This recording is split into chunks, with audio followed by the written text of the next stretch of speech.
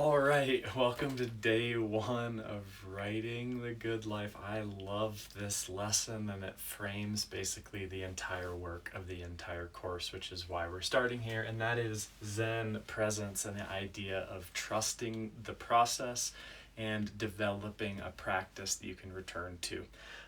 Okay, so this is from Natalie Goldberg's pages 1 through 4 and 11 through 13, or if you're in a different edition, it's the introduction of the book and then the third essay, Writing as Practice. So basically, just really quickly, Zen is a tradition of Japanese Buddhism. The word is actually the Indian word for teaching, India, Dharma. The word Dharma, which is Sanskrit, moved up to, when it went to China, became Chan Buddhism, which is basically Chinese teaching. And then when Chan moved to Japan, it became Zen. Dharma, Chan, Zen, same word. It's basically the teachings, Buddhist teachings. But there's a particular flavor here that's really wonderful, which is the non-verbal communication of enlightenment or insight. So this is kind of beyond language, or before language, or beside language. You notice the problem if I'm talking. If Zen is beyond language, I can't find the word to place it next to beyond, above, below language, because that's all language.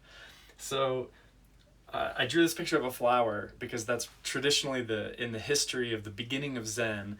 There's usually be teachers that would give these big long teachings, and then there'd be a discussion, and that was all very verbal, language based. Apparently one day a teacher went up to give his teaching, and instead of discussing the teachings, he just held up a single flower. And supposedly, the story goes, someone in the audience saw the flower and became instantly enlightened. Now, this course isn't necessarily about enlightenment, although it might be if that's how you define the good life. This course is really about coming to a greater presence to our experience. And one of the things that's interesting here is that the way we talk about our experience to ourself, the language that we use to explain our experience and understand our experience to ourselves can be problematic. What we do when we do our free writing practice and when we explore our projects, we're trying to get to uncover a deeper level of truth within what we're doing, in a sense, to trust our experience as it's happening and practice showing up to our experience as it is. So there's a sense of, one of my favorite Zen phrases is strong back, soft front. So we're being strong in our presence and also being open. So it's like, or another way of kind of saying this is, have inner peace and equanimity, but don't take any shit. Okay, so a couple points from this. On page 2, she says, Natalie Goldberg says, there was no great answer outside ourselves that would get us an A in school anymore. It was the very beginning of learning to trust my own mind. That's really what this is about. Trusting our own process and externalizing that process, as we saw in our first meeting, onto paper, that we can begin to explore, analyze, investigate it in a philosophical kind of way. She goes on, this all happened 15 years ago. A friend once told me, trust in love, and it will take you where you need to go. I want to add, trust in what you love, continue to do it, and it will take you where you need to go. So this is a sense that we are not only trusting our experience as indications of where we are and what's happening, but also trusting our practice of engaging in what we love to do.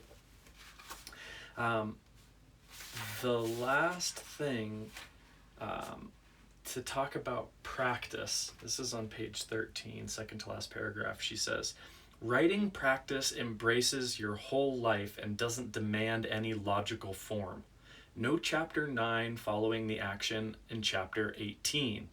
It's a place you can come to wild and unbridled, mixing the dream of your grandmother's soup with the astounding clouds outside your window. It is undirected, and has to do with all of you right in your present moment. Think of writing practice as loving arms you come to illogically and incoherently. It's our wild forest where we gather energy before going to prune our garden, write our fine books and novels. It's continual practice. She concludes this section. Sit down right now. Give me this moment. Write whatever's running through you. You might start with this moment and end up writing about the gardenia you wore at your wedding 7 years ago. That's fine. Don't try to control it. Stay present with whatever comes up and keep your hand moving. That is the big sense. It gives me chills in thinking about how this manifests for different people in different spaces at different times who really show up to their experience and then see what happens out of this. This is the big lesson of unlearning, that while we have a direction where we're going, the good life is a direction, not a destination, says Carl Rogers, humanistic psychologist. Since we have a direction of where we're going, we also are just showing up to where we are. And that's the kind of paradox that we're playing with in our writing practice, which is direct presence and a trust in our experience on the page every day in different ways. All right.